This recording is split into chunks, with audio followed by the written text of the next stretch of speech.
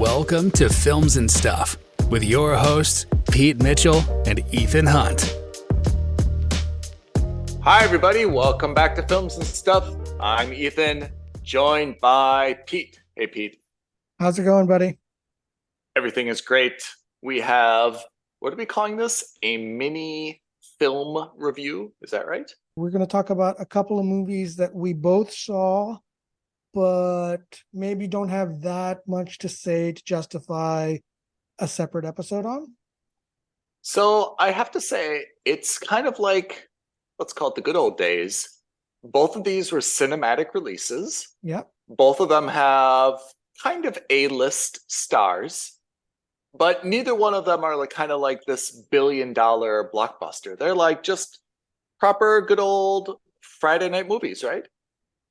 100%. Simple, low stakes. And again, I don't mean low stakes to say that they're not exciting and things don't happen in them, but low stakes in the sense that if you don't watch it in the cinema, you have to avoid people at work because you want to avoid spoilers. None of that. Yep. Generally speaking, these kinds of movies tend to be on the side of fun. They tend to be quick. They don't generally tend to be franchise movies. I wouldn't expect to see sequels to either of these movies. Nope. I wouldn't In say one case, no hopefully to them, not. but yeah, I think that they would be absolutely fine. Okay, so first things first, which one do you want to start with? Shall we start with, obviously, the most important person on the planet in Nicolas Cage? We're going to talk about Pete's alter ego, Nicolas Cage. My very public man crush. Man crush Nicolas Cage, who starred in Renfield. And to put this in perspective, when you told me, hey, you're going to watch Renfield, I was like, I have no idea what you're talking about. And you're like, you know, the new Nick Cage movie. And I'm like, still not with you. You said, yeah, he's Dracula and it's about his assistant named Renfield. And honestly, if there was like a balance of 50%, I was 50% sure you were serious and equally 50% sure that you were just making it up to see if I would bite. You know? No pun intended. Really, I was just kind of like, oh, it's about Dracula's assistant named Renfield? Like, I'm sure I couldn't have heard you correctly. But it is. And is that like lore? Is it? I mean, I don't really know that much about Dracula, but Dracula had an assistant named Renfield? It is. It wasn't, Really? He wasn't just his assistant. He was his familiar. So that is the case that was in the books. I think he was also in the original movies from the 50s or whenever it was. I'm pretty sure we see Renfield, although he may not have been mentioned. But I haven't seen that movie in decades now. But yes, he is a real part of Bram Stoker's lore. I had no idea. So obviously we have Nicolas Cage playing protagonist / antagonist because he's somehow both in every movie. Dracula. Yeah. Nicholas Hoult, who is the lead, who plays Renfield. That's right. And then, of course, the second lead is Awkwafina. I sincerely do like Awkwafina. Yeah, she's great. And then, of course, my crush. For sure. I hope we're talking about Shore. Oh, yes. Not Ben Schwartz. Yeah. Not Ben Schwartz. Right. So the main antagonists, there are two antagonists. It's a mother-son duo in the show. By the way, could not have two less likely people to be mother-son, right? Correct. Shora is Iranian, and Ben Schwartz, I believe, is Jewish. Yes. Right? Like, very unlikely pairing as, I mean, for a lot of reasons, as mother-son, right? Yeah. So in any case, we've got Shore. God, heaven forgive me for missing this name. Agdashlu. Yeah. There you go. I mean, she's a bad guy, like a mob boss. She's a mafia gangster. She's the head of the crime family. Bella Francesca.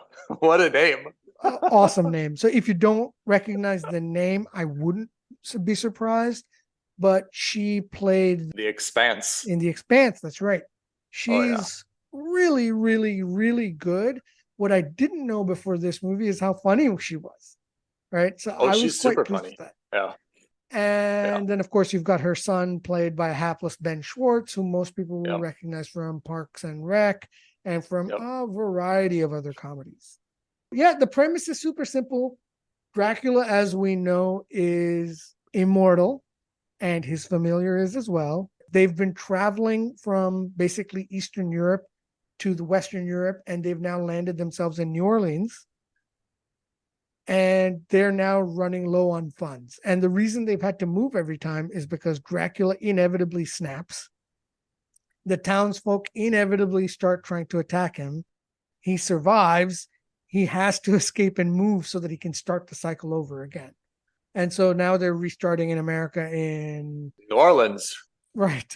The premise is super simple. He's in a toxic relationship. We're talking about Renfield here. He's in a toxic relationship. He's trying to get over Dracula, as it were.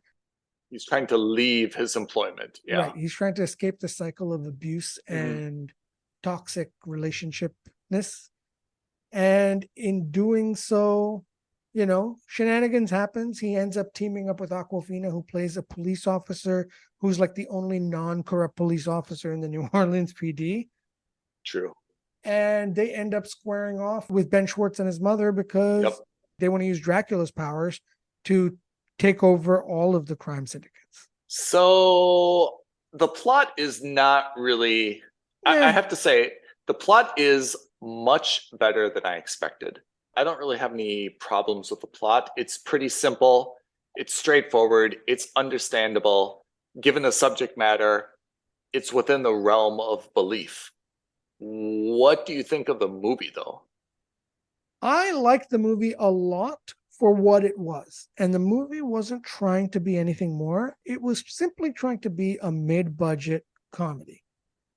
Instead of trying to be a comedy without any lore, without any established characters, which tend to be more of a punt, they simply said, hey, let's take the character of Dracula, let's put him in a funny situation, let's twist it so that Dracula isn't the main character, and build a funny story around that. So for what they were going for, I thought they nailed it. Do I think this movie is something that you need to rush out and see in the cinemas? Absolutely not. Having said that, I think that's also what the producers of the show have in mind, which is to say, hey, look, we're not trying to be a summer blockbuster. We just want to be a relatively cheap movie for you to enjoy. And for movies like that, they're kind of perfect for a streaming platform. So I agree with everything you said, of course, but I feel like there was a strategic miscalculation here. I first of all was impressed by the plot. I thought this was going to be like super miserable Dracula movie. And I agree with you. I thought it was a very good comedic take on Renfield and how they positioned him as in a toxic work relationship that he was trying to get out of. If they would have focused on that and made it like a true kind of comedy in that sense, I'm 100% in because I like all the cast and I like all the characters. Where I think it went a little bit off the rails is it went too much into the bloody, stabby violence. Right. And it wasn't real violence.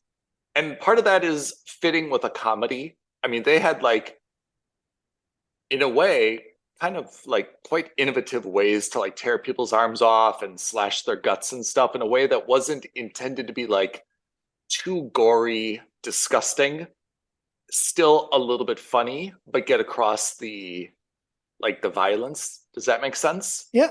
But I wish they would have like kept all of that out and made it just kind of like be in the background. You know, you could have Dracula come out and have him like with blood like around his mouth and be like, okay, he obviously ate some people, right? You could have Renfield come out, you know, with like bloody hands or something. I thought the fact that they veered into this very, very almost farcical type of like violent scenes undid like the actual kind of witty comedy that was laced throughout the movie. That's my real complaint, is that if it would have kept all that real slasher stuff out and kind of like behind the scenes, I think it actually would have been a really, really good movie. But there was just too much like gut slashing and like very comedic but gory kind of like gratuitous blood. Yeah. For the avoidance of doubt, Yeah. I would suggest that if people aren't quite understanding what Ethan is saying, it's because it's complicated the way they've done it. So Yeah. everyone knows classic slasher horror gore, right? Which is Yeah. like you see a bucket of paint and that's kind of thrown against the wall. You know, sometimes you'll see a person getting stabbed or cut up or shot, Yeah. whatever. So that's one aspect of violence. Then the other aspect is kind of like the Quentin Tarantino style, which is excessive gore and violence to the point of almost like this is ridiculous, not Yeah. funny. Like Yeah. I don't find his gore and violence to be funny. I find it to be on the side of like, that's a bit ridiculous, you know, like we've seen that in The blood spurting, like you just see like the veins kind of pulsing and like blood just like spurting in the air, right? like crazy, right? We saw that Yeah. especially with Kill Bill. We Yeah. saw like that. I think Kill Bill for me Right. was the perfect example of that.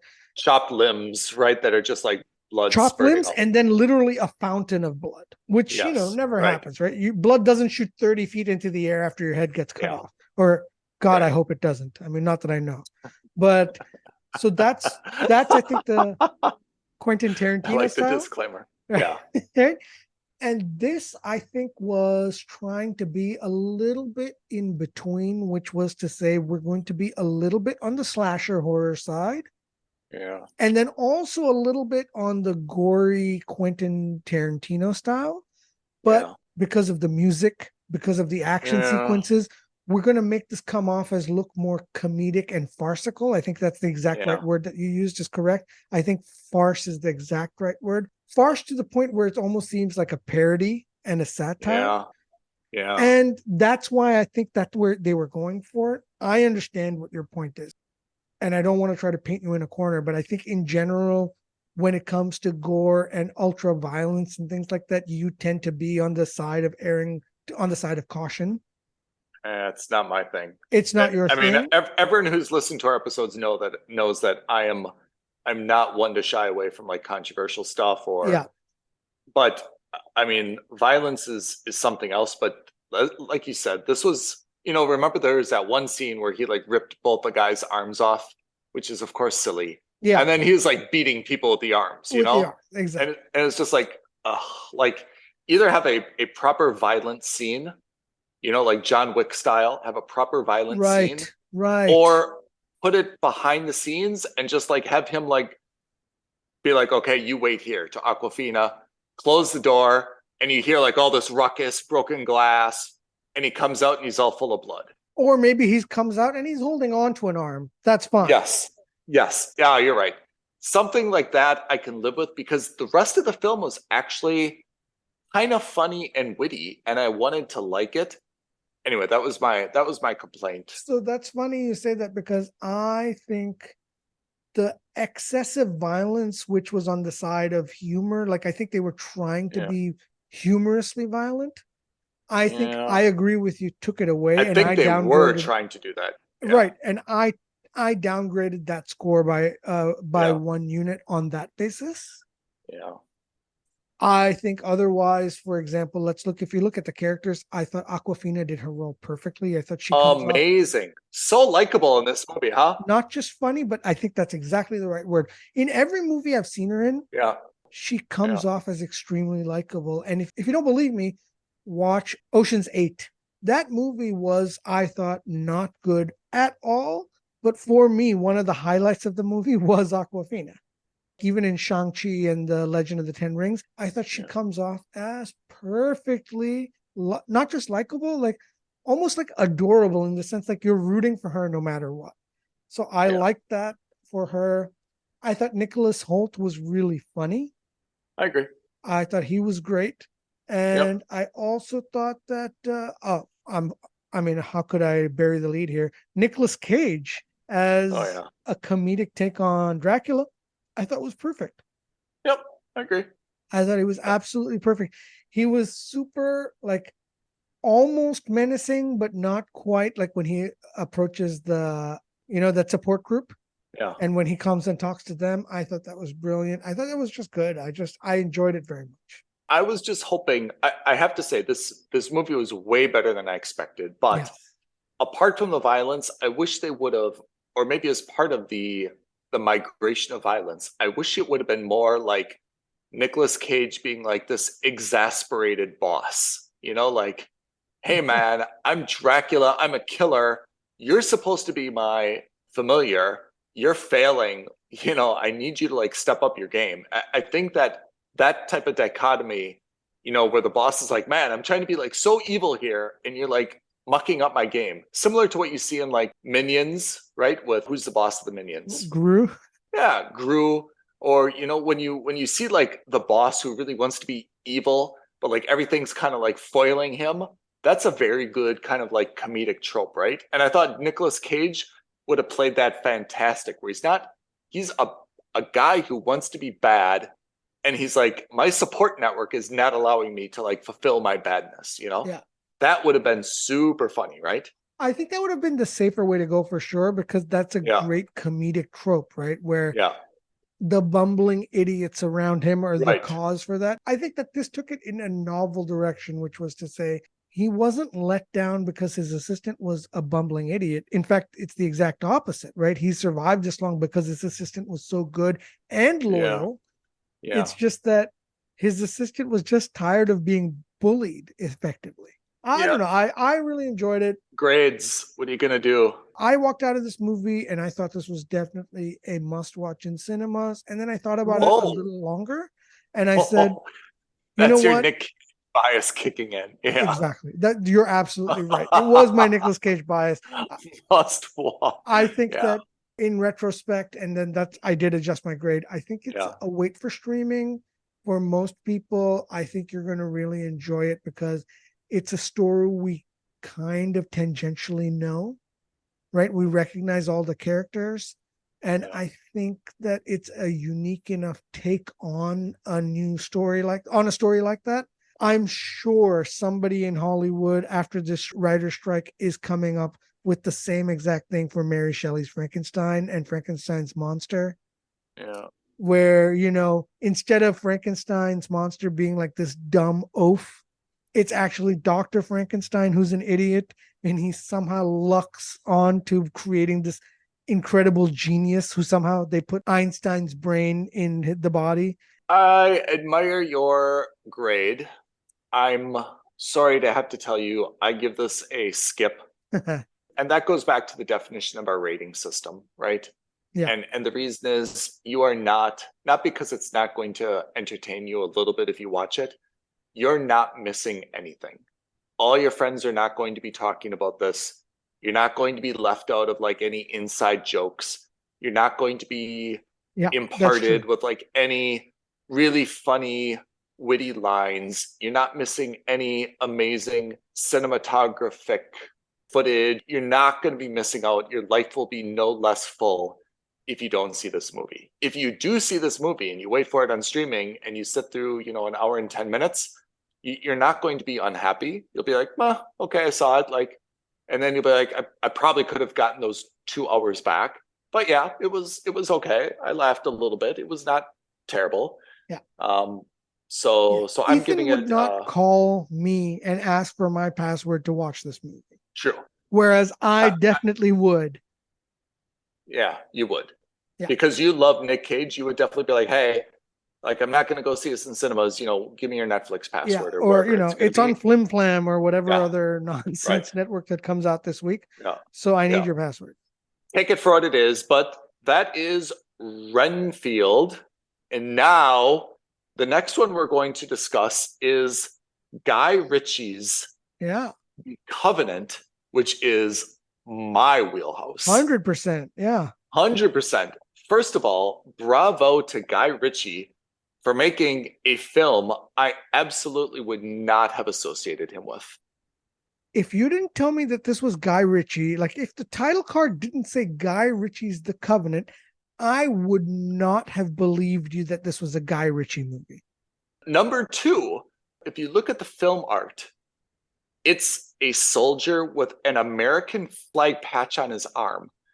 I half would have expected this would be Guy Ritchie's if it was about like the British military, maybe, right? But I would not have expected him to make a movie about the US military. And if it were a British military, I would expect that there was some kind of heist that 3 military guys were trying to do. Like the A-Team with Jason Statham. Yeah. Or while evacuating Afghanistan, they're just like, we found like 16 correct. tons of gold. Remember You're that right. George Clooney movie, Three Kings? Yeah, Three Kings. Yeah. So that I could totally see Guy Ritchie doing. Or the remake, the A-Team. or the remake A-Team. That's 100% a Guy Ritchie premise, which is a squad has uncovered an unknown treasure trove, and they're just like, how do we get it from Kabul to Essex? Yeah. But it's not. It's about U.S. military when they were in Afghanistan in the early, I guess it could be any time between the early 2000s and recently, starring Jake Gyllenhaal, who does an exceptional job, by the way. Yeah. Unbelievable job as a soldier named John Kinley. And the premise is that, you know, he and his, I want to say platoon, but that's probably not the right word, have an interpreter. Actor Dar Salim plays a character named Ahmed. And Ahmed is a little bit of a pain in the ass interpreter. He voices his opinion. He's controversial. He doesn't stay quiet. He's an activist interpreter, right? And Jake and his team are kind of like, look, dude, like you're getting in the way. You're hogging the spotlight. You're just an interpreter. You know, like you do what we say, right? There's a big scene. The majority of Gyllenhaal's squad is wiped out. And Ahmed, with like just a rickshaw, is that the right word? Or like a handmade cart. Yeah. Basically carries a wounded Gyllenhaal, 10 kilometers? No, 100 kilometers. That was the whole point. It was 120 kilometers to the base. 120 kilometers across a violent Afghanistan, where everyone is kind of looking for this U.S. soldier, and his interpreter brings him to the U.S. base, where Gyllenhaal is given the medical care he needs near death.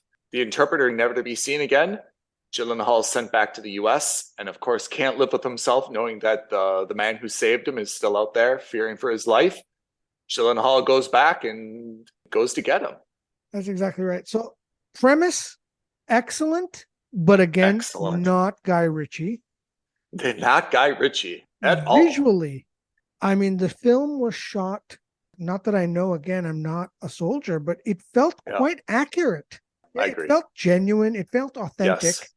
It felt like what an American soldier would do and how he would treat an interpreter. Yeah.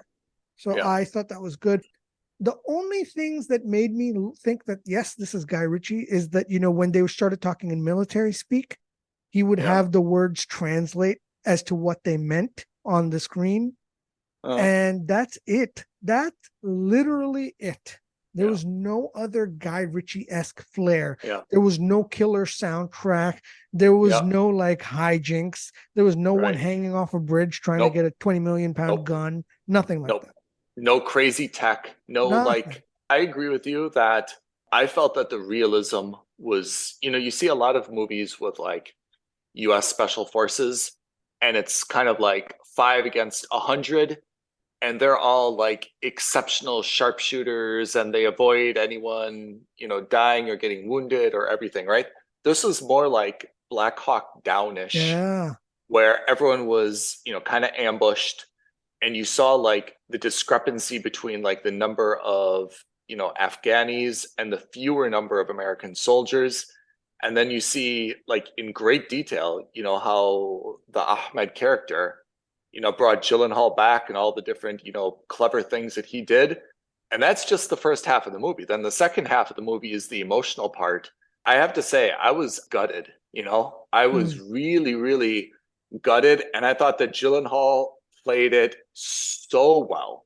You know, how he dealt with his wife in a super cool way, because sometimes you see a movie like this and the guy comes back and he's like lashing out or has a drinking problem, you know, and it's like, oh man, like pull it together.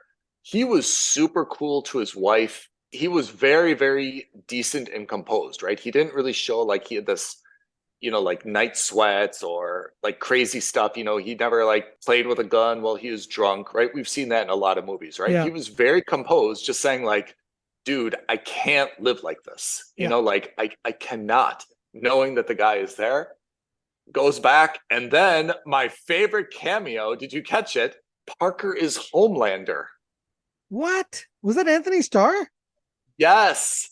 That's awesome. I didn't even put two and two together. Oh man, yes. It's an unrecognizable Anthony Starr, as you know from Homelander, Amazon's The Boys. That's why I messaged you breathlessly. I'm like, dude, there's an amazing cameo, remember? And when you sent me that message, I had finished watching the movie and I was like, who did I miss? Was it one of the squaddies? I didn't think anything of it. That's how unbelievable Anthony Starr is, by the way, is that you wouldn't recognize him.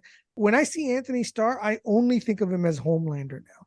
I know. Can you watch it again? He's amazing. That Parker character was really, I love that character. And the other cameo was the guy from Vikings. I never saw Vikings, so. Oh, you never saw Vikings? No. I think the dude is named Alexander Ludwig. Okay. The big blonde guy who does like the fax machine stuff? The EXO, yeah. That's Bjorn Lothbrok, if you've ever watched Vikings. Okay. So those two made huge cameos, but the Parker cameo I thought was amazing. He plays like it's kind of like a Blackwater-ish outfit, right? Effectively, yeah. Amazing cameo. So the ending, obviously it's got a very positive ending, but I was just like a puddle. I thought it was like so incredibly emotional. I thought it was a very, very good film, start to finish. And I have to say, a lot of military films are very politically charged, right? So depending upon who you are, it isn't always easy to watch a war film, like especially Afghanistan, where there's a lot of opinions, let's say, right? But I felt like this is something that no matter who you are, whatever side of that political spectrum you're on, you can watch this movie and it's a story worth rooting for, And that's my point about both of these movies, probably more about this than Renfield, is that this is the perfect low stakes movie. And again, within the movie, there's a lot of stakes involved with the storyline and in the plot. But when I say low stakes, in the sense that it is inoffensive, i.e., it's appealing to everyone. I don't think that if you're on the left side of the political spectrum or the right side of the political spectrum, you may have a few qualms here and there. But at the end of the day, this isn't about politics. This is a rescue mission through and through. He rescued me. I am honorable. I have to rescue him now. And I think that's a story that appeals to anybody, no matter what you believe politically. Yeah. Because it's low stakes, if you don't see a sequel to this movie, it's not a big deal because the story felt complete. If they make a sequel to this movie, we'll both be intrigued as to how and why, but we'll definitely watch it. And I like that it wasn't a typical ha-ha movie that Guy Ritchie made, right? Guy Ritchie's thing is he likes to do things which are a little bit on the side of clever and humor, and this movie would not have survived that. I agree. There's got to be some type of interview or something where he explains what it is about this story that like captivated him, right? Yeah. He must have met an interpreter. He must have met someone like it's too close to home that he would have made this movie if it didn't somehow impact him personally, right? Yeah, I agree. I give this I think this is absolutely, I dare say, my favorite movie of 2023 so far. Oh my God. Wow. Okay. I absolutely loved it. It had the right mix of action, characters that you're legitimately cheering for, great ending. Anthony Starr coming in there as Parker, I was just like beside myself. I'm like, no way. I'm like, Pete, you gotta see this. I absolutely give it a must see in cinemas. It's still in some cinemas. If it comes out on video, absolutely see it on video. It's fantastic movie. Some of Guy Ritchie's best work, really. Yeah. And for me, this is a wait for streaming, not because I think it's not worthy of seeing in the cinema. Certainly the action sequences and the set pieces are strong contenders. You'll enjoy seeing them on the big screen. But again, if you have 10 coworkers at the office, including yourself, I wouldn't expect 9 of them to have gone out to cinema to watch this and then are talking about it at the water cooler at the next day. Oh, no. You're right. And I think on that basis, I would suggest that, hey, this is probably a movie that you should go out of your way to watch when it comes on streaming. But I don't think you need to rush out to the cinema because you're going to suffer for it. Both these movies, Renfield and Covenant, kind of came out of nowhere for me. They were, blockbuster movies that were advertised 12 months ago, 24 months ago when they were still filming it. And they were just like, this is going to be the next big hit for whatever studio this is for. And I miss that. I think that a lot of Hollywood studios are so focused on the 3 or 4 months of the summer blockbuster release schedule that all of these mid-tier movies, and when I say mid-tier, I don't mean in quality, I mean in terms of budget, all of these mid-tier movies kind of fall by the wayside. Yeah. Yeah, and I think this is also something we talked about a little bit with E0176. We lament that these tentpole movies take away attention. I think in terms of quality, this movie is better than some of the blockbusters we saw last summer. I agree with you. Even now, Fast X is coming out next week, right? Yeah. So already when you go like on a movie, like a cinema website, it's already booked now, right? Yeah. I feel like I'm going to be disappointed by that movie.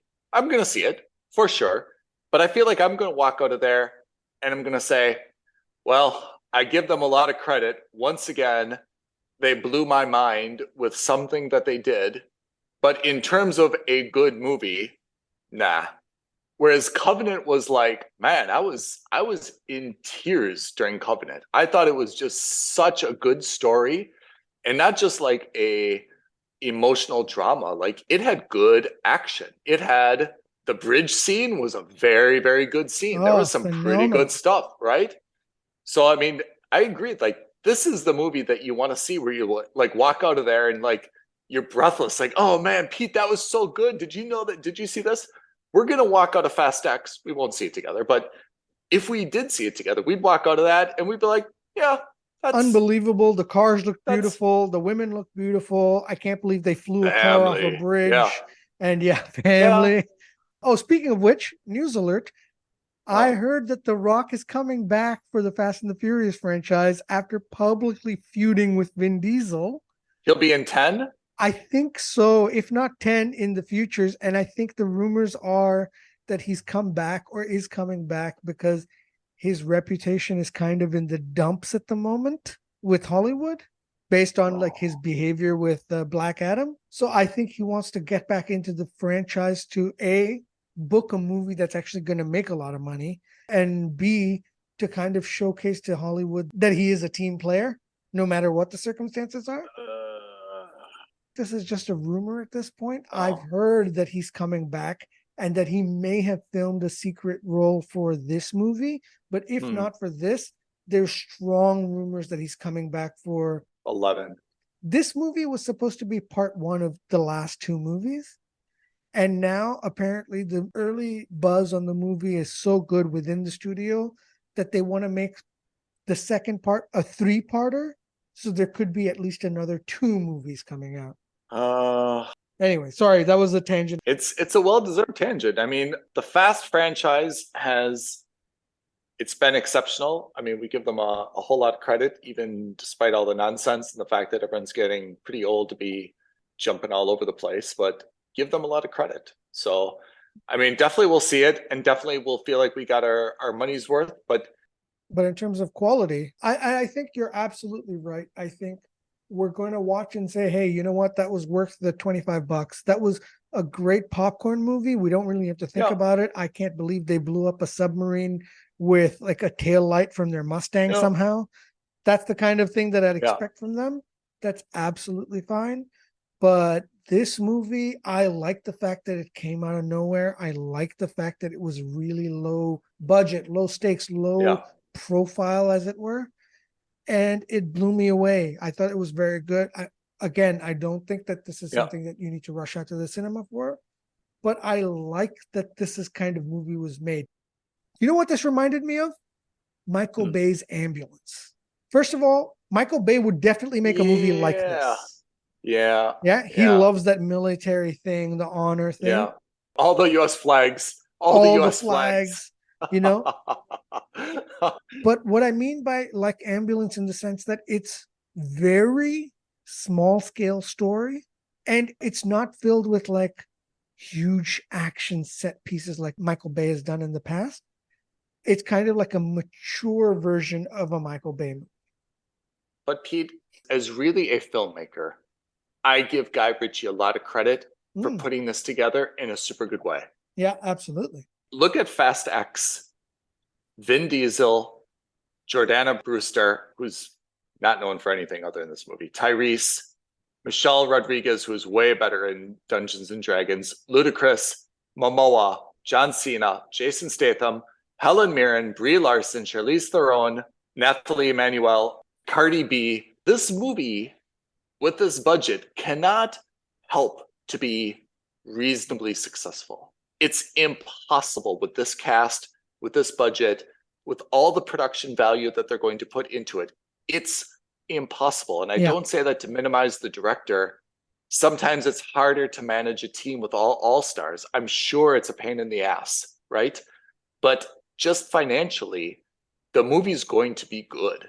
The movie's going to be lucrative. I don't know about good, but lucrative. It will at least have a lot of sparkly stuff in it, and it will gain your attention, right? The action sequences will be good. The cars will be shiny. There will be a lot of bombs and stuff.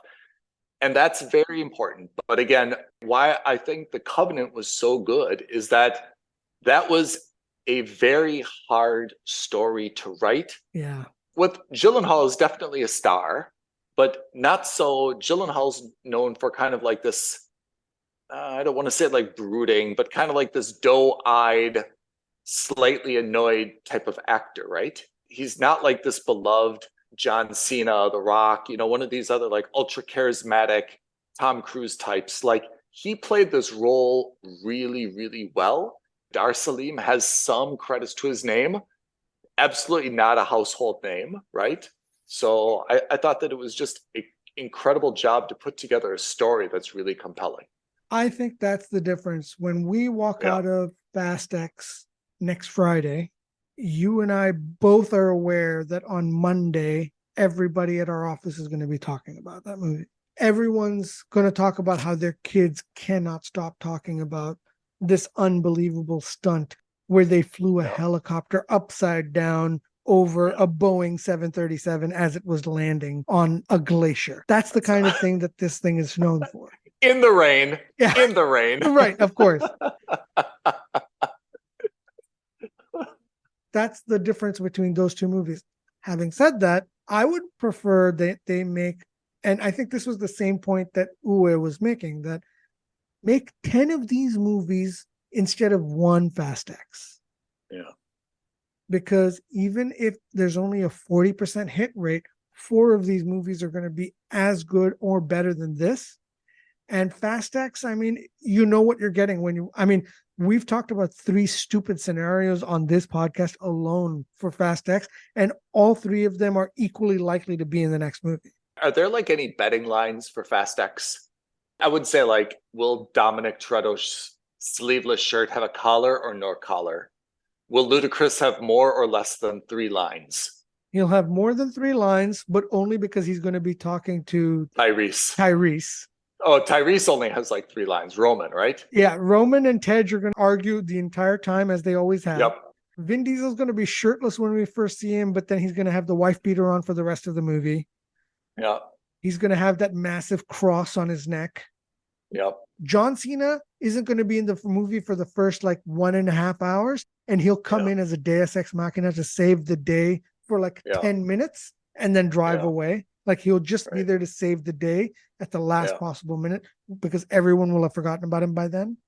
There's so many things that I can predict that even if they don't come through in the movie, it's so plausible that they probably had it in the movie at some point. That is our mini review of, well, it turned into Fast X as well, preview, but it's really about Renfield. Pete loved it.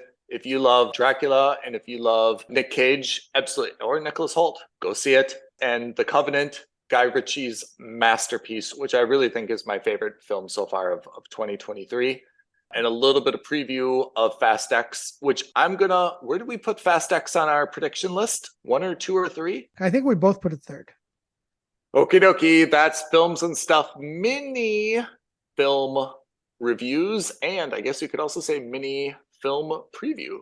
Indeed, that's right. So stay tuned for this time next week. We will be watching and reviewing Fast X for you. Presumably our eardrums will have survived the numerous explosions.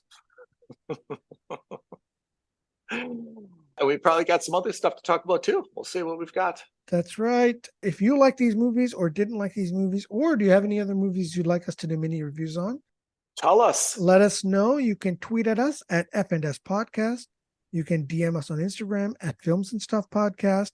You can send us an old school email, aloha@filmsandstuffpodcast.com. Or the easiest way is to like this video and leave us a comment below. That really helps us out. Indeed. And I'd like to thank you, Pete, for introducing us to Renfield, and Ethan, that's me, for The Covenant. Thank you. Everyone, please watch these 2 films. Indeed. Thanks, Ethan. Thanks, everyone. We'll see you all next time on Films and Stuff. Bye now. Thank you for listening to another episode of Films and Stuff. If you haven't already, please subscribe and review on Apple Podcasts, Spotify, or wherever podcasts are downloaded. Films and Stuff. There is no substitute.